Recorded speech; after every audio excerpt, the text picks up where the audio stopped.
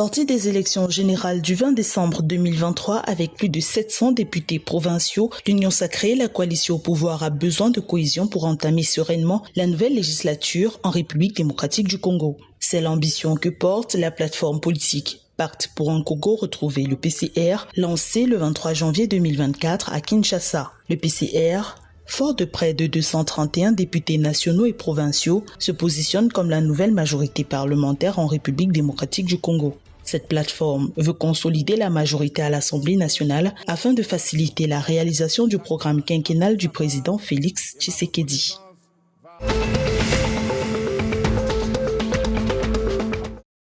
Le 23 janvier 2024 s'est tenu un conseil des ministres présidé par le président de la transition du Gabon, le général Brice Oligui Nguema. Une séance de travail marquée par l'adoption du projet de décret instituant la journée nationale de la libération du peuple gabonais. Selon le communiqué du Conseil des ministres, un décret présidentiel a instauré une journée nationale de la libération en République gabonaise le 30 août de chaque année sur toute l'étendue du territoire national. Une décision dont l'objectif est de commémorer la libération du peuple gabonais intervenue le 30 août 2023 lors du coup d'État contre l'ex-président Ali Bongo Ondimba, à peine réélu pour un troisième mandat.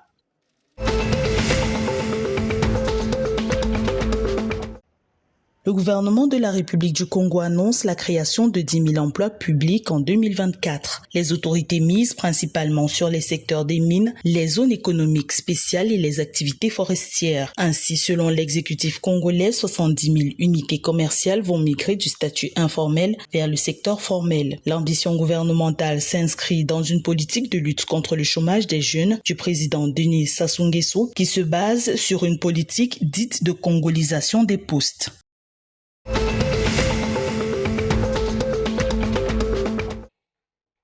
Le Cameroun va consacrer 15 milliards de francs CFA pour le développement de la ligne ferroviaire à double voie écartement standard Douala-Limbe-Idenao d'une longueur de 107 km.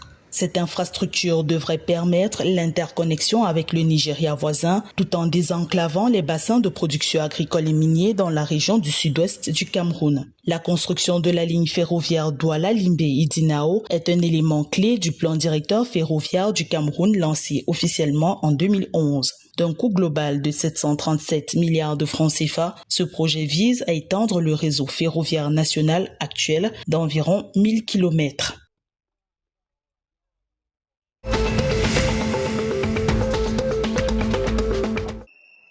Les taekwondoïstes centrafricains préparent leur participation aux Jeux africains 2023 prévus au Ghana du 8 au 25 mars 2024. Le pays d'Afrique centrale sera notamment représenté par Jésus Moussa Labé, médaillé d'or de la catégorie des plus de 85 kilos lors des finales du tournoi de taekwondo dénommé Renaissance 2024 tenu le 21 janvier à Bangui. Cette compétition à laquelle ont pris part des taekwondoïstes de 14 catégories a été organisée par la Ligue de Bangui et la Fédération de taekwondo en prélude aux éliminatoires des Jeux olympiques de Paris 2024.